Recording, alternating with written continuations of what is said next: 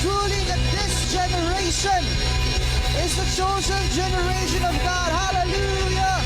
Come on, give up your best clap and praises to God. Hallelujah. Thank you, Lord.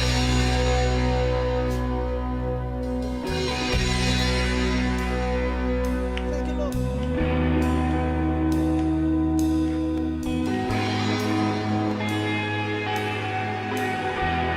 With a loud voice we sing.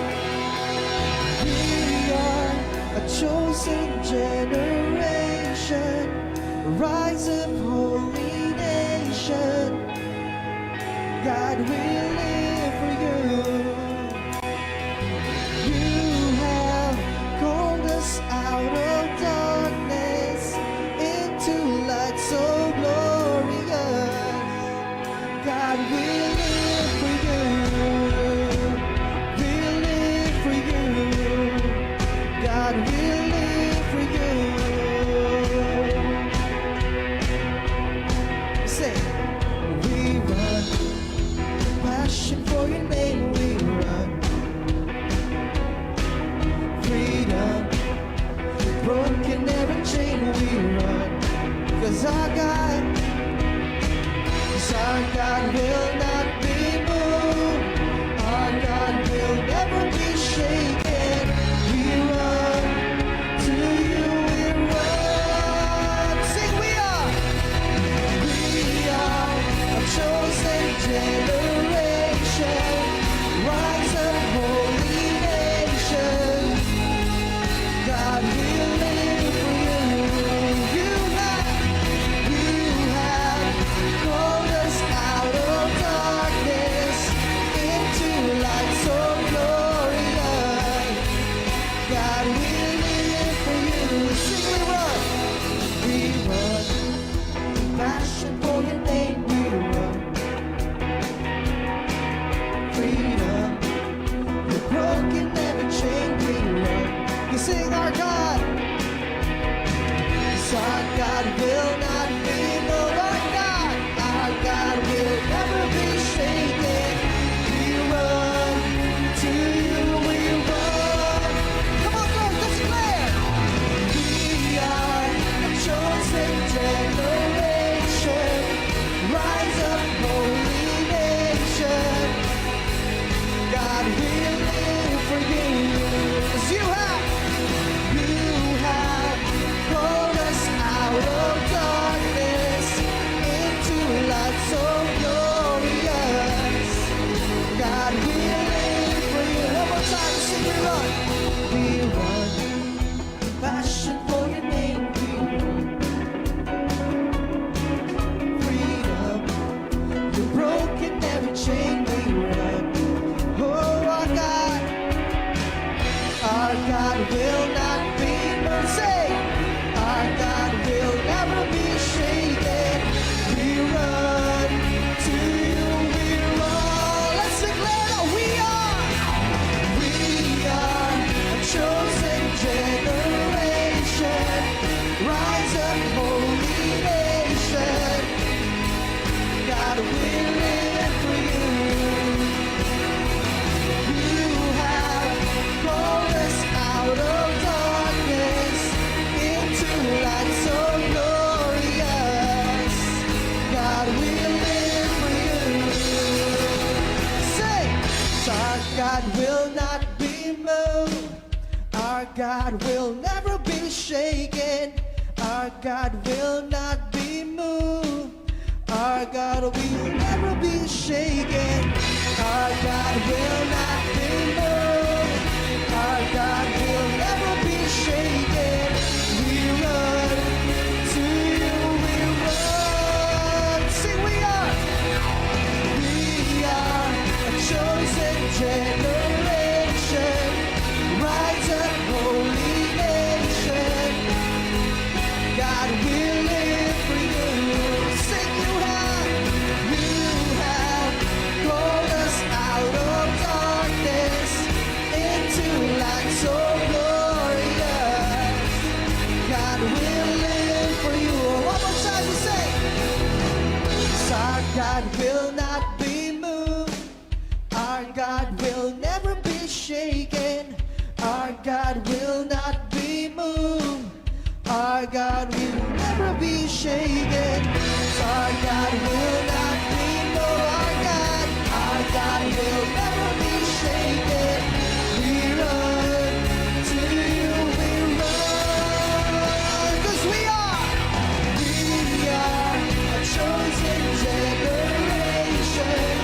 Rise up, holy nation. God will live for you. You have called us out of darkness into light so glorious. God will live for you. We'll live for you. God will live for you. Yeah. God chosen, oh God, hallelujah.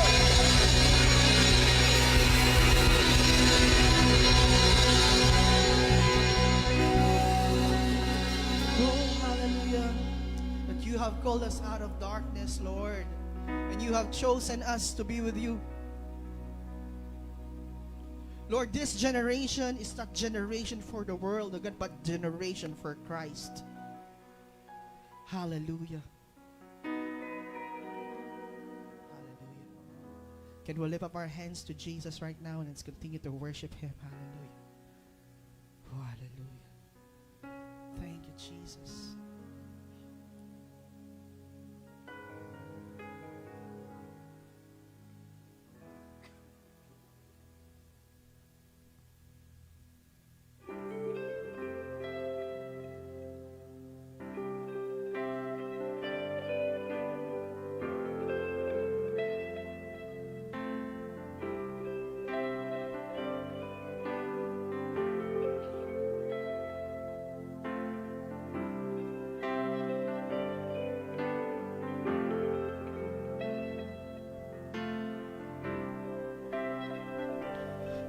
Sometimes I feel your mercy remains. Should I stumble again, but I'm caught in your grace everlasting. Your light will shine when all else fades, never ending. Your glory goes beyond all fame.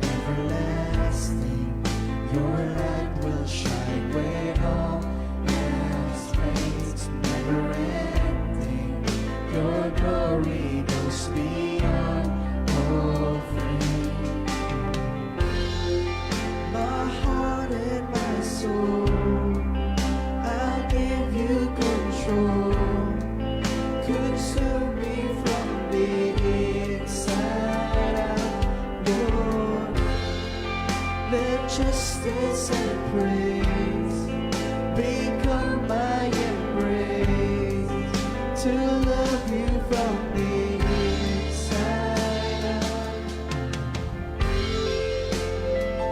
Hallelujah.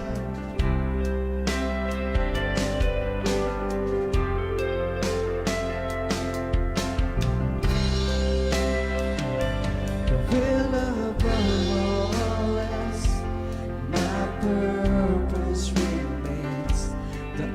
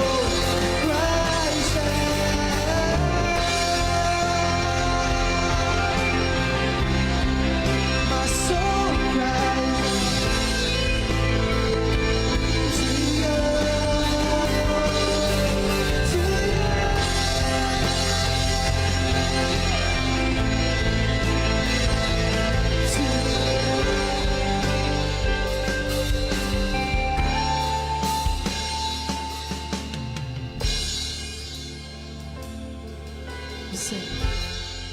My heart and my soul, I'll give you control. Soon be from the inside out, Lord. Let justice and praise become my embrace, to love you from the end. We sing my heart and my soul. My heart and my soul, I'll give you control. Consume me from the inside out, Lord. Let justice and praise become my embrace, to love you from the inside out. Everlasting, your light will shine when all else fades. Never end, your glory. Hallelujah. In the cry of my heart, you praise from the inside out, Lord. My soul cries out, everlasting. Lift up your voice to God. Never ending, your glory goes beyond all fate, and the cry of my heart is to bring you praise from the inside out, Lord. My soul cries out from the inside out, Lord. My soul cries out from the inside out, Lord. My soul cries out.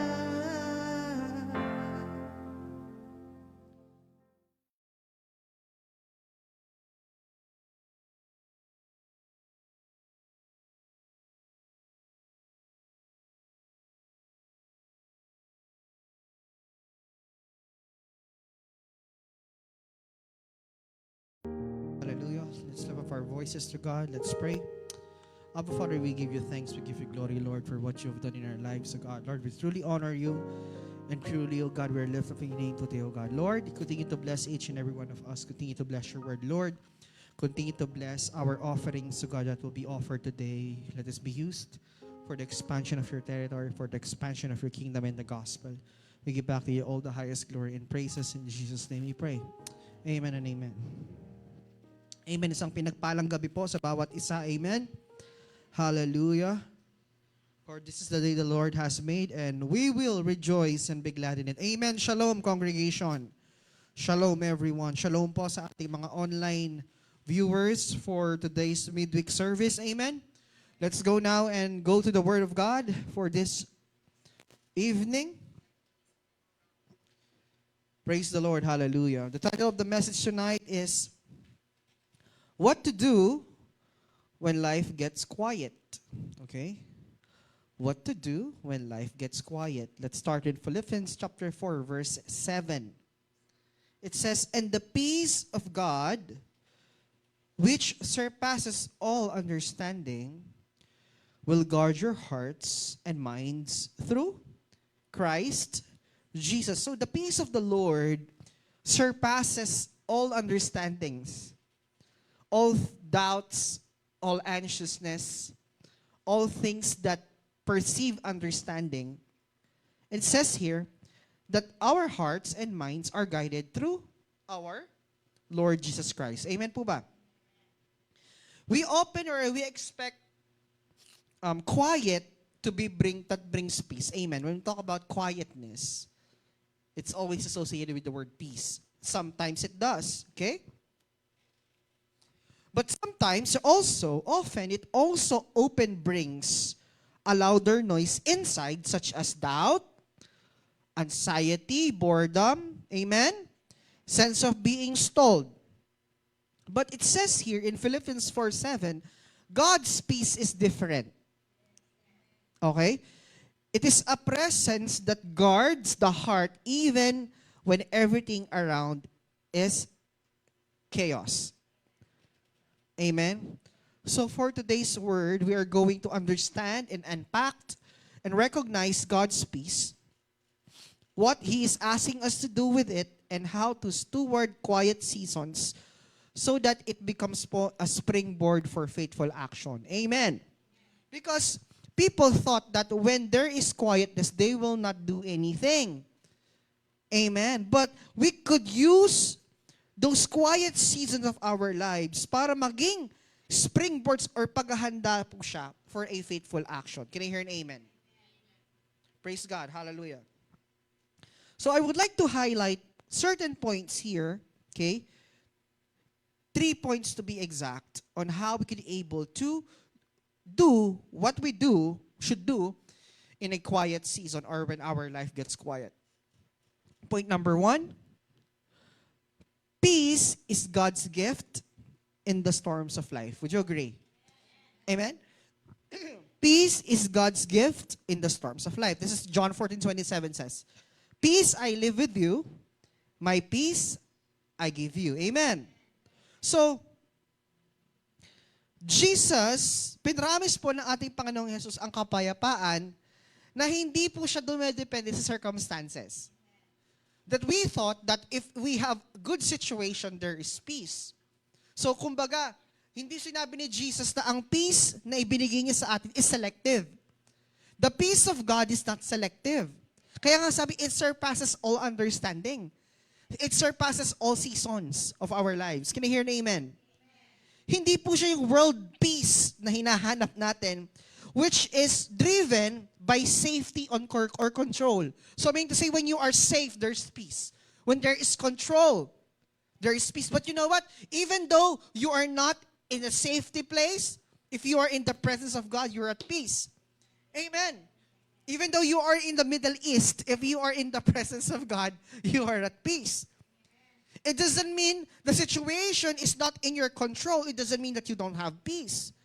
Even life is not in your control, but you can have still peace with the Lord. Can I hear an amen? So, the peace of God is not rooted to safety or control. It is rooted to His presence and His power. Can I hear an amen? That's why in Philippians 4:7 says that, guard your hearts and minds. Okay? Sabi doon, okay? Protecting, discerning. Sabi niya, it doesn't remove storms. It steadies the heart inside the storm. Now, I would like you to picture this one. Okay? I-picture out niyo po yung isang ship. Okay? I-picture out niyo po yung isang ship sa isang violent storm. Makita nyo, yung waves, nagka-crash siya, chaotic yung situation, the deck is chaotic. Pero kung titinan mo, yung captain ng ship, kalmado. Not because the storm is gone. Okay? But in the captain's cabin, there is calmness. So in the midst of chaos, in the midst of chaotic waves, magulo yung alon, and nandun ka sa cabin, nakita mo yung kalmado ang captain. There is peace in the cabin. What you will do? Ano mararamdaman mo? You will feel calm, okay? Not because the storm is gone, but because the captain is present and in control.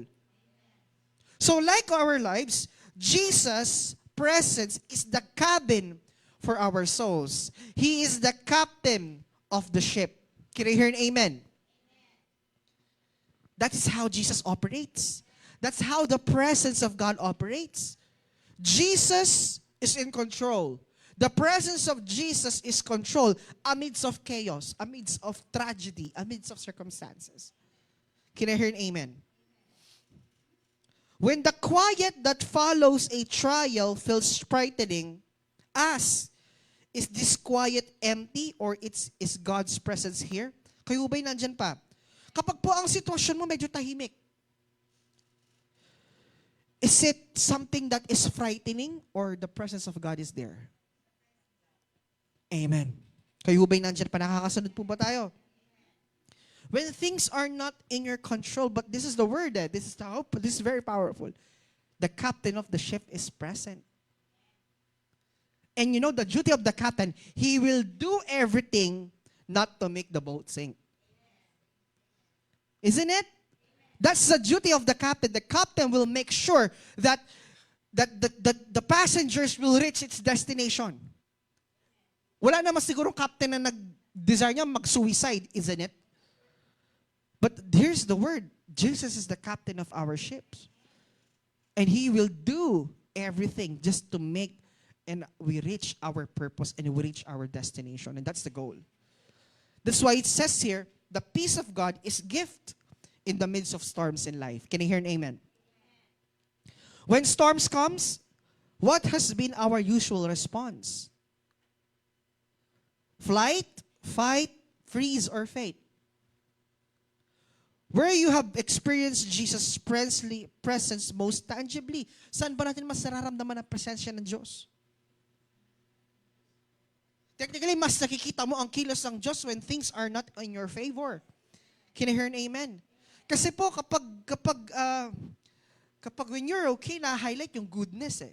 Na-highlight yung kabutihan. But you will see the power of God when things are not okay. The power of God is highlighted when things are not when you're not in favor. Because the things that works in your lives is not your own strength, but the peace that comes from God. Can you hear an amen? Nakakasunod po ba tayo? And no, in the midst of situations, even in church, we could both experience chaos. Amen. I would like to point out, are you familiar with the term church hurt? Church hurt. You had been hurt by the church. It's called church hurt. It's actually a famous line or a term coined sa US, a church hurt. Now, people are offended when they saw some members of the church or some leaders who are, somehow doing things against the will of the Lord. That's called church hurt. When they've been offended by other people. I would like to point out this. Okay? Kapag po meron sa atin tumugtog nung piyesa ni Beethoven. Kilala si Ludwig van Beethoven, yung tumugtog ng mga classical plays, no? Pag meron isang pianistang tumugtog nun at sumemplang sa pagtugtog, sinong sisisihin mo? Si Beethoven ba o yung tumugtog? Yung tumugtog. Isn't it? It's not Beethoven. So what's my point? My point is this. The center of Christianity is not Christians. The center of Christianity are not Christians. The center of Christianity is Christ. So we don't blame God when Christians do things that are not in favor with the Lord.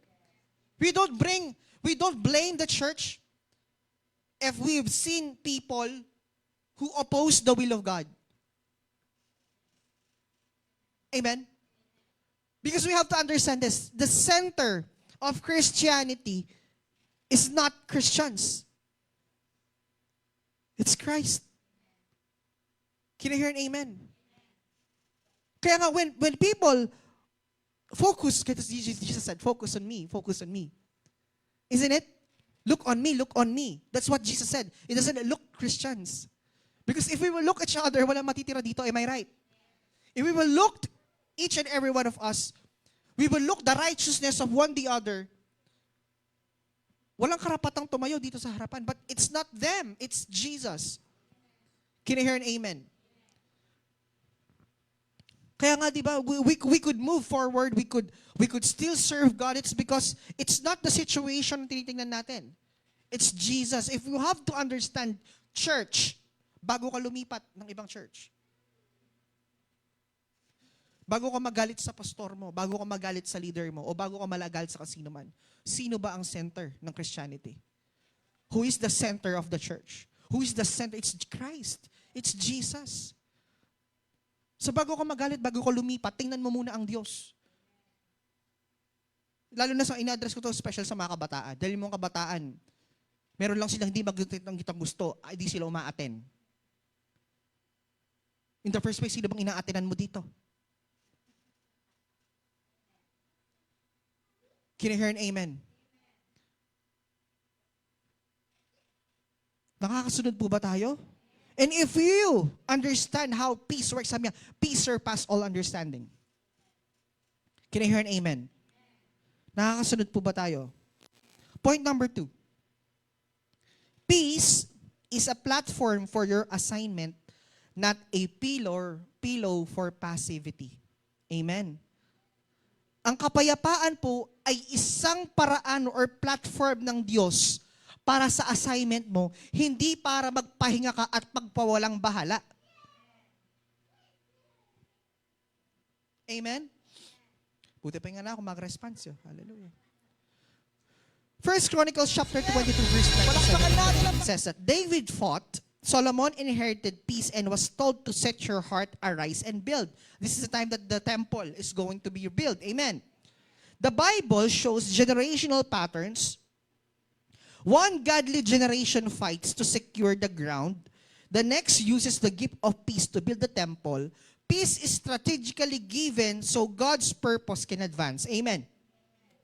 Ang kapayapaan ay binibigay ng Diyos para mag-move forward ang kalooban ng Diyos. If peace becomes only comfort, we waste the season God gave for formation and construction. Diba, when there is peace during war, anong purpose? To rebuild. Bakit nagkakaroon ng ceasefire? Quiet season. Para magkaroon ng time to form and to build. So if we will just do nothing for waiting seasons, during our quiet seasons, how can we build our assignment? How can we do our purpose? Isn't it kaya bakit after ng gera sa Marawi nagkakaroon ng rehabilitation? That is the quiet season. That is their peace season. Not because they just gusto ba nila habang boy ganun yung Marawi? No. They have to rebuild it. They have to form it again. Amen. And our quiet seasons or our peace seasons are being used by God to what? To form, to construct our assignments. Ang sabi nga dito, true peace points to mission. Kaya nga, after wars, cities are rebuilt. Reconstruction requires vision, planning, tools, and committed hands. Peace is the window where you can actually plan and build. You don't rebuild during an active battle. Siyempre, during battle, di ka tatayo kasi masisira lang. Am I making sense with you? When you're in the battle, you are fighting. When you are in a quiet season or your peace season, you are rebuilding. And you are preparing for the battle. Can you hear an amen po? So we should not be complacent when we are at peace and we do nothing. Peace, sabi nga, is a platform to do our assignment, not to become a pillow for passivity. Kaya nga dito, quiet seasons are fertile for preparation. God often ordains a lull so we can gain clarity, skill, resources that will be needed for the next assignment. Can I hear an amen? Our assignment is so important. Can I say importance? Say importance. Amen. Hindi tayo pwede magpaka-passive. Passive. Amen. And we just do nothing. Amen. You know, there's so much thing that we have to do, and you know, the passivity that happens right now in the Christian world, and daming passive ngayon eh. It's because the grace of God is being abused. Amen po ba? O baka po na may misinterpret, I am not against the grace of the Lord. The grace of the Lord is perfect. The grace of the Lord is the reason why we are all here. Amen. But we cannot use the grace of God as an excuse for us to not to do the will of God, not to do the will of the Lord. The grace of God is the very reason why we condemn sin, why we are rejecting sin. The grace of the God is the very reason why we are still continuing at the present time. Can you hear an amen? You know, pastors, teachers, evangelists, apostles, and prophets. Amen. In this present time, ano yung pinakamarami? Marami ang mga pastors, teachers, evangelists, and apostles. Pansin nyo. Palagi, bakit konti ang prophets? Because in the end times, it says there will be false prophets. Pansin nyo? Have you observed? Why in the Bible, there are only few prophets mentioned? Why at the present time, there are only few prophets? Real prophets. Because sabi, diba, Because it says in the last days there will be false prophets. Can you hear an amen?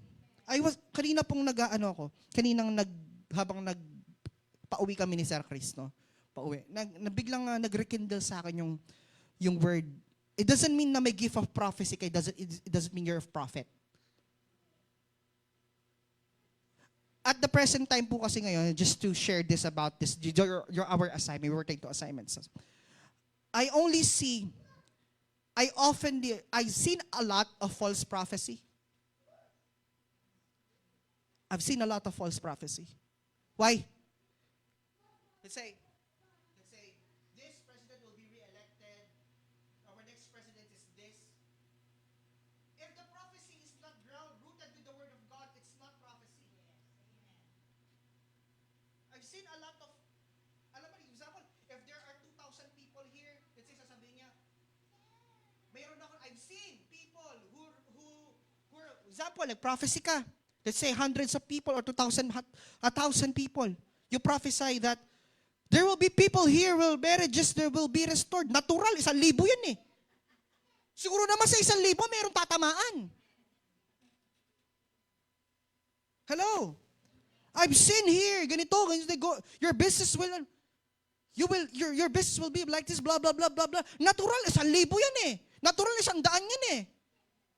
But did you know that in the Old Testament, if a prophet prophesy incorrectly, he will die? Mamamatay. Pag mali ang prophecy. Parang ngayon po ba yung they just call themselves prophets without accountability. Can you hear an amen? Kaya nga, be careful with prophesying. I am not saying we should not prophesy, but we should be careful in delivering prophecy. Sabi nga ni David Hernandez, the first thing that we validate prophecy, if it is rooted in the Word of God. I'm not saying visions and dreams are not valid, but they are less countable. Kasi ano bang basis natin when we talk about God? The Word. Can you hear an amen? Kaya po minsan, ini po sasabihin yung pastor, Pache, maglingkod mo, mas masantay pangita na bubulad. Mas masantay alataan ng babanggitan. Ganito, ganyan. Ganito, pinapagawa sa akin ng Lord. O kabira, ita. Nga ka. Am I right, pastora? Mas masanting pang sumunod ka na lang.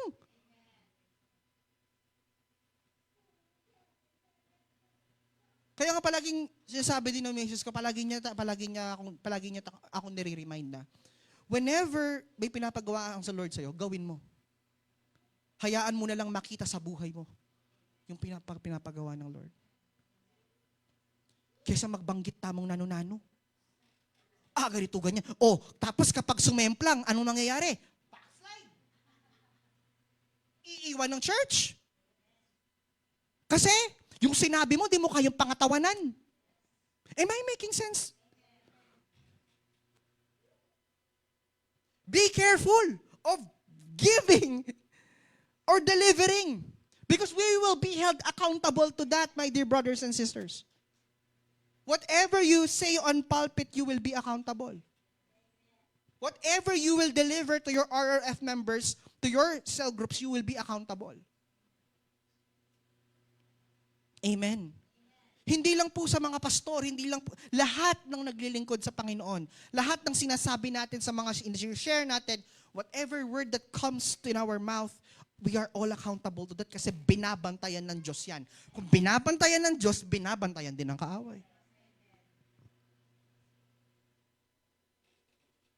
Amen.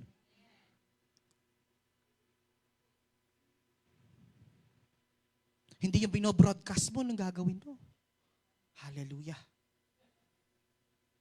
Merong specific time to do that.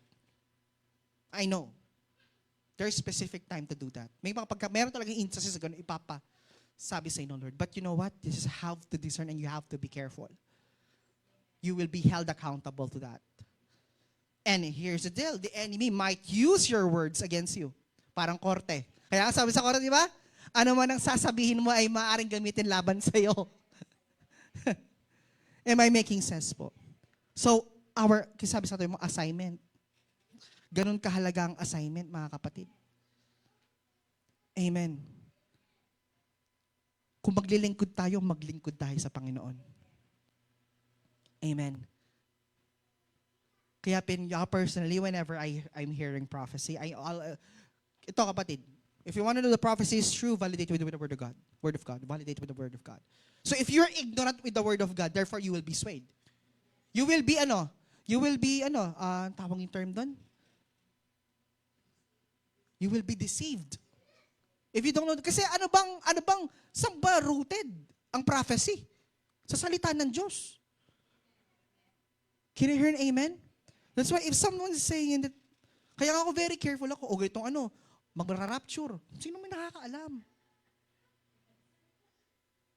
Sino nakakaalam nun? The Bible says even the Son. Even the angels. They don't even know. Tapos ikaw alam mo. Galing mo. Amen. We don't know when, but we know that it is coming. You can only discern that it is coming, but you don't know the exact date when. Hallelujah. Huwag tayong masyadong magpaka-superhero naman. Tandaan nyo, kingdom citizens. The king is still wiser than us.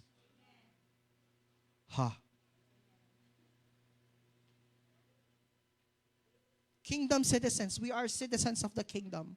And whether you like it or not, the king is still wiser than us. Nakakasunod po ba tayo?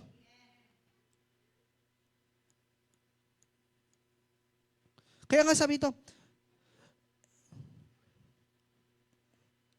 what should we do whenever we are starting building peace, using peace as a platform? First is we have to identify one to build.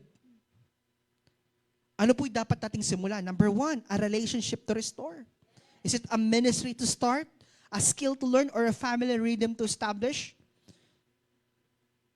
Perhaps we could do a micro plan. List 3 concrete next steps you can take this month. Each 15 to 45 minutes may do. And of course, so important, find one partner, being trusted as a friend, a mentor, to pray and hold you accountable for that plan. Ano bang sinasabi ng Diyos sa'yo when you are in your quiet season? If you had to choose one thing to begin building today, what would it be? Amen. Kung ano ating yung pagawa, Lord, kaya ka ng pagawa mo. Amen. Hallelujah. If there is one thing that God has instructed us to do, what is it? Amen po ba?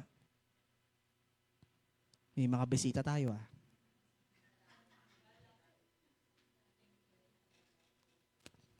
Amen. Nakakasunod po ba tayo? Point number 3.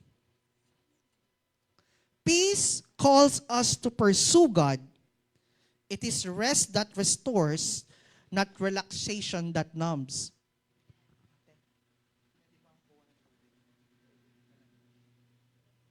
Amen? Peace calls us to pursue God. It is rest that restores, not relaxation that numbs. 1 Thessalonians chapter 4 verse 11 says, aspire to lead a quiet life, to mind your own business, and to work with your own hands. There is rest that restores. Amen? And such as Sabbath, soul care, slowing to encounter God, and relaxation that numbs. Ano yon? Avoidance, compulsive entertainment, busyness as escape. Amen? Akala kasi ng iba yung rest. No? Meron po kasing peace na tinatawag tayo ng Panginoon at merong rest na nagre-restore. Pero meron din, hindi siya nagre-relax, hindi siya nagiging relaxation para maging manhid tayo.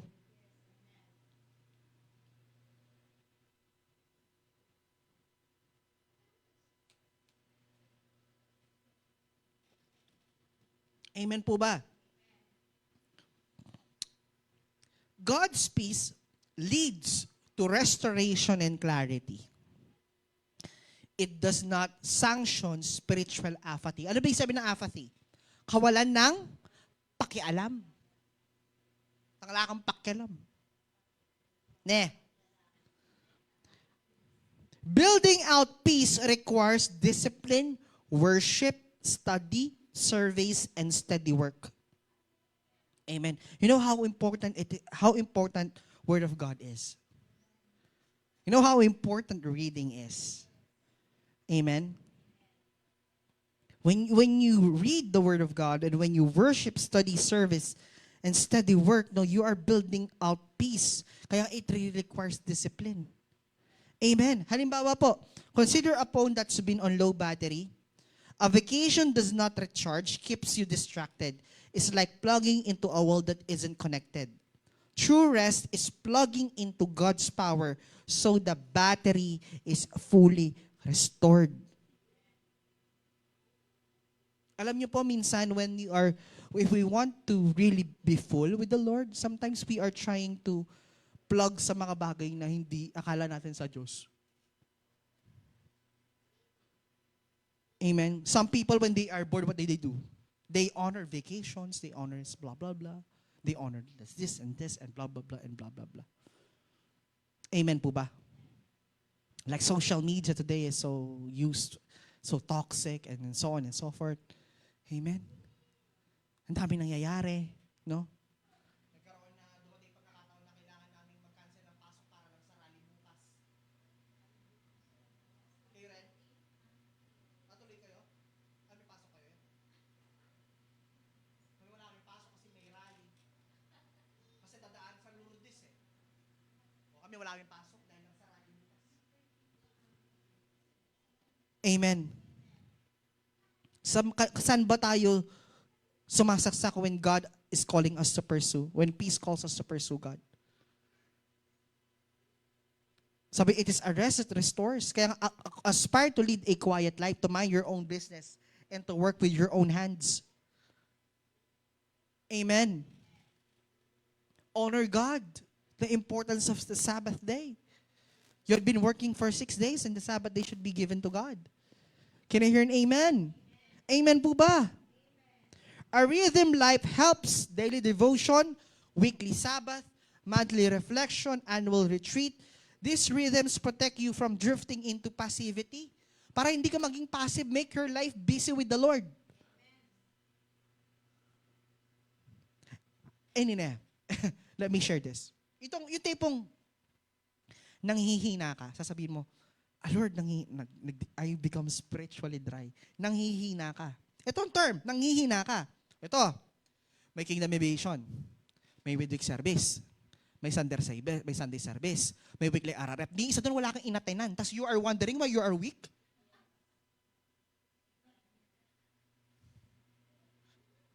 Ini-invite ka, sabi, yung spiritually weak ako. Ini-invite ka sa invasion. Ini-invite ka sa midweek. Ini-invite ka sa RRF. Pinag-a-attend ka ng Sunday, ayaw mong umaten. Anong mangyayari sa'yo? Ding worse, magagalit ka sa Lord kasi nanghihina ka. You know, God is doing something for you to not become spiritually weak and yet you don't want to do it. Hello, church, nakakasunod. Ang bongga-bongga ng youth. Talagang nagsiseries, they really spend time thinking concepts. May pa-trailer pa.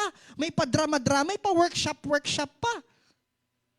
And then you are wondering why you are spiritually die. You don't attend.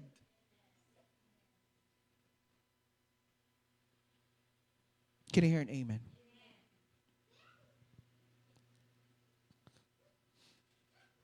You are wondering why you become passive with your ministry is because you make your life busy and God is not involved.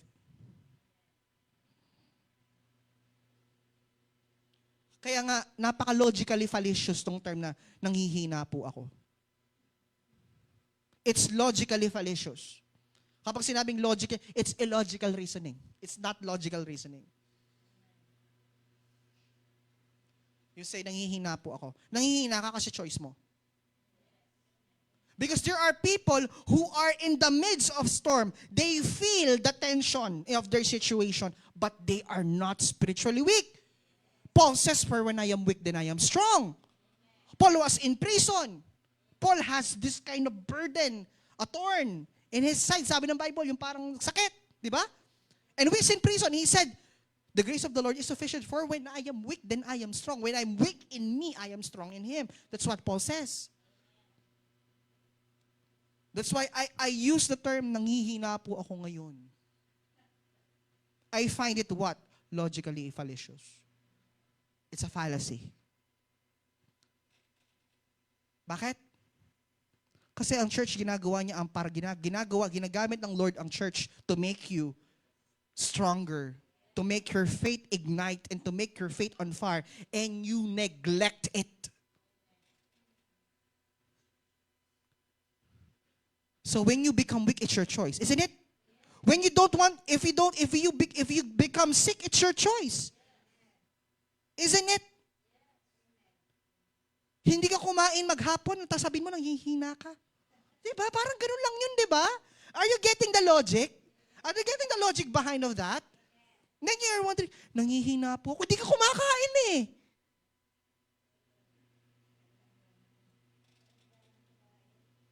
Hallelujah. Try mong kumain. Isn't it? Nakakasunod po ba? You become sick spiritually because you don't eat. Parang yung kwento na, yung lupalubog ang barko. Sabi niya, Lord, iligtas mo ako. May tumulong sa kanyang isang bangka, ayaw yung sumama kasi gusto iligtas siya ng Diyos. Nagpadala ang Diyos ng another magliligtas sa kanya, sabi niya, ayaw niya sumama kasi ililigtas siya ng Diyos. Hanggang sa lumubog ang barko, namatay yung tao, sabi, Lord, ba't di mo ako niligtas? Nagpadala ako sa'yo ng 2 magliligtas sa'yo, ayaw mong sumama, tas ako sisisihin mo. Did you get it? I find it logically fallacious. Amen.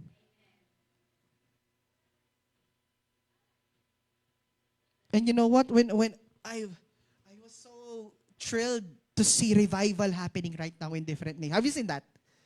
Revival happening in London, in New York. And did you know that Mark Zuckerberg, Facebook, removed the Pride logos on Facebook? Yes.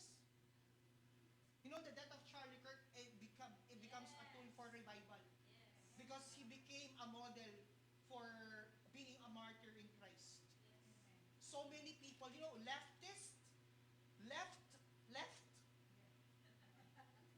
yung mga kaliwa, yung mga liberal, iniwan nila yung pagiging liberal nila and transform to righteousness. Kaya nga, we are in the middle season of revival. Amen. Have you watched Charlie Kirk's debate? Panoorin nyo. Enjoy ko. He's so very, sa faith niya. And what Christians love about Charlie Kirk is that he put faith above all else before politics. And other people doesn't like him because of his stand with Israel. Kasi Israel siya eh. Di ba? So yung mga tao ayaw sa kanya. Because he stands with Israel. At we stand with Israel, isn't it? Hallelujah.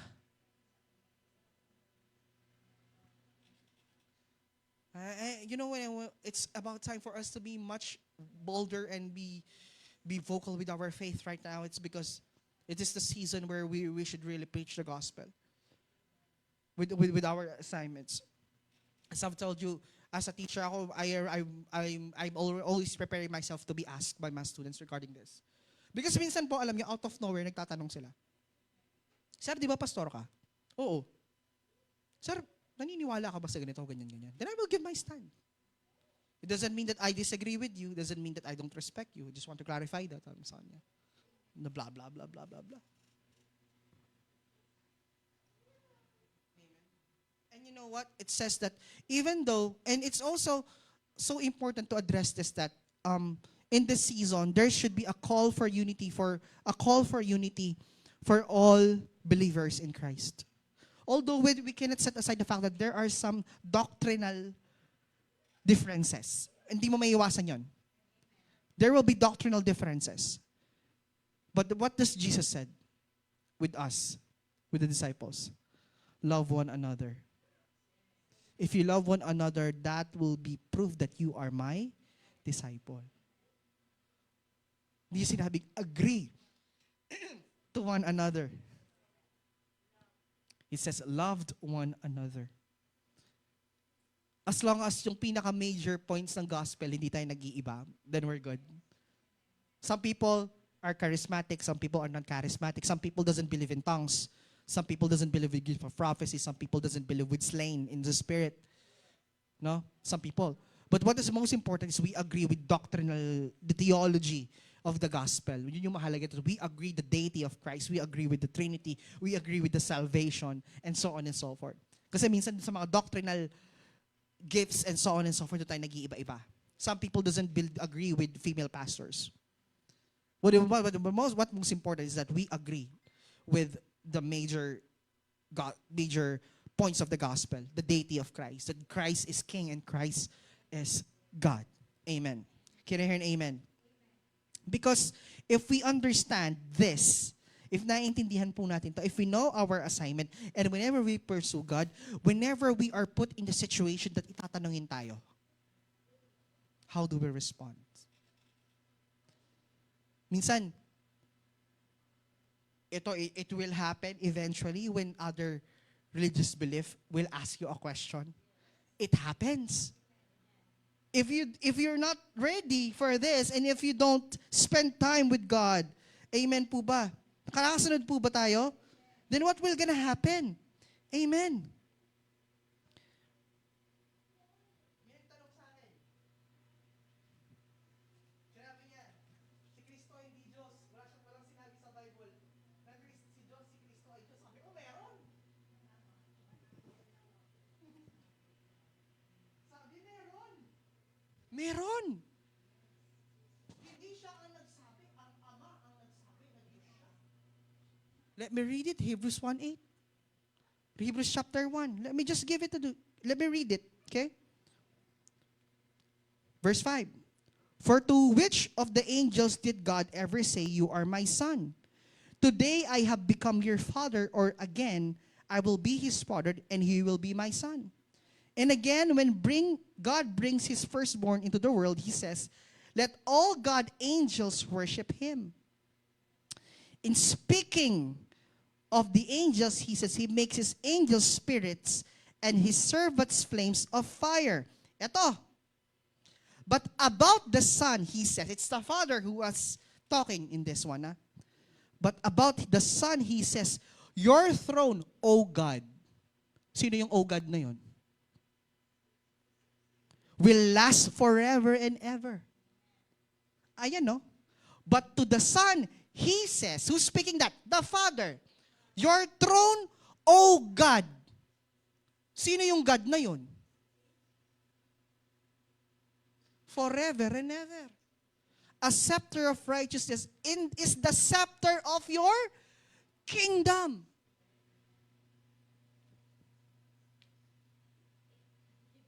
Did you know when I opened this, he was just, okay. There is.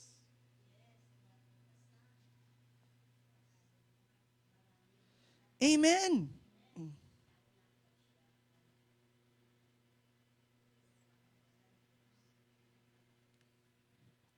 Nakakasunod po ba? It's so important that we are students of the scripture. We read the word and we understand the word. Amen. Kayo ba'y nandyan pa? Kaya my question is, which rest practices currently restore you? Which ones numbed you? What weekly rhythm could you begin in the following weeks but could help you spiritually fit. Amen po ba? Ano po ba yung mga common traps in quiet season and how to avoid them? Ano yung mga common traps? Number 1, complacency. Mistaking peace for permission to stop. You know, when we became complacent, it becomes a ground for us to stop. Kayo ba'y nandyan pa? How to counter it? Set small, measurable goals and report them to a friend. Number 2, fear disguised humility. Minsan ginagamit natin yung reasoning na, I'll wait on God used to avoid obedience. Hihintayin ko na lang si Lord kung ano yung pinapagawa niya sa akin. Ayun na, fear disguised, because we are afraid to do it. Sometimes we use God as an excuse for us not to do our assignments. Number 3, isolation. Withdrawing rather than inviting counsel. Amen. Isolation when you are trying to separate yourself. Alam niyo po ba, when you just come in the church and you just do nothing, you come and go, you are isolating yourself. You know, this place, this church is built for fellowship, for edifying one another. You don't just come and go.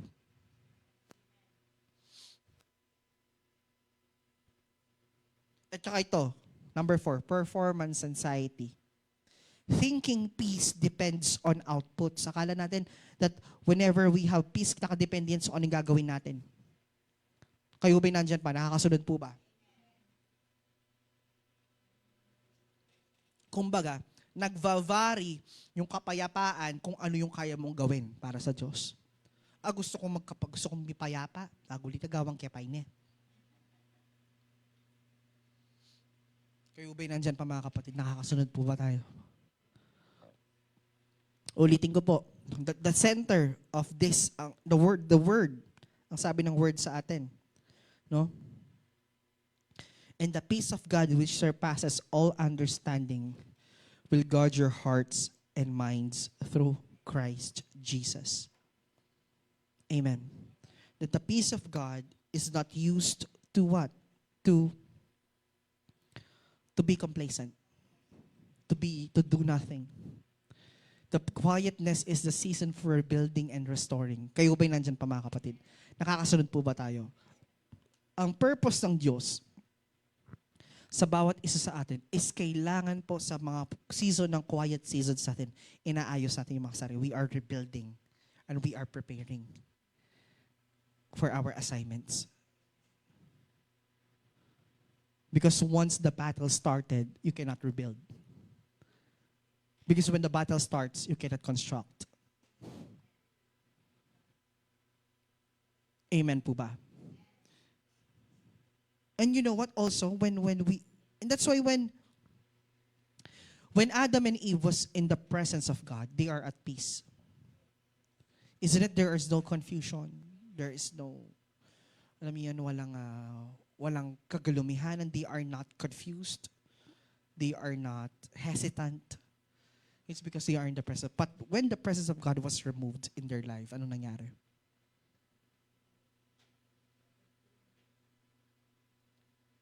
And it all applies in all areas of our lives. Tama po ba? Na-apply lahat yan.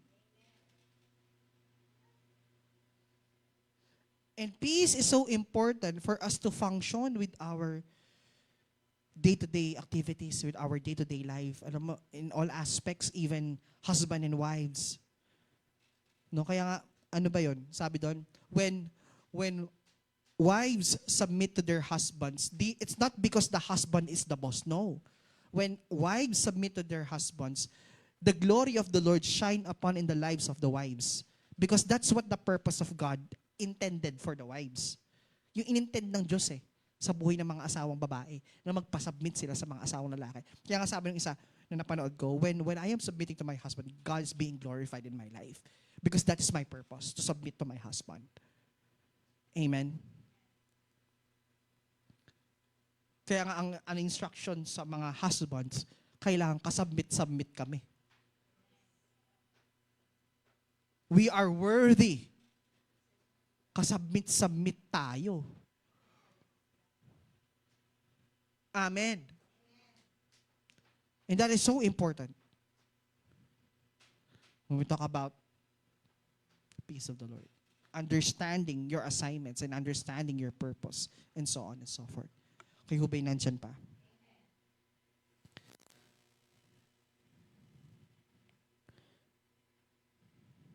Amen.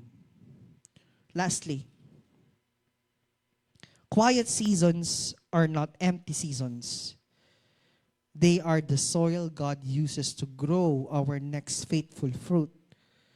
Sabi niya, do not waste the peace He gives.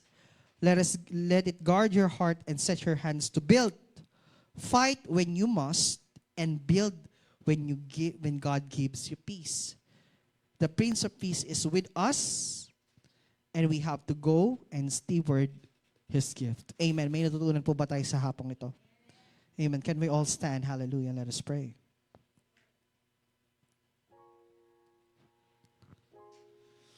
Thank you. Let's honor God. Hallelujah. Thank you, Jesus. Thank you, Lord. Father, in the name of Jesus, we thank you, Lord, for your peace that is with us. We thank you for the manifestation of your power. We thank you, God, for what you have done in our lives. Ipapasalamat kami, Panginoon, sa iyong ginawa para sa amin. Lord God, we thank you for the peace that surpasses all understanding. Hallelujah. Maraming salamat, Panginoon, for what you have done for the cross of Calvary, for us to gain that peace. Holy Spirit, continue to work in us and through us, and we thank you for the manifestation of your kingdom power upon the lives of your people. Maraming salamat, Lord God, for you deserve the highest glory, honor, and praises. In Jesus' name we pray. Amen and amen.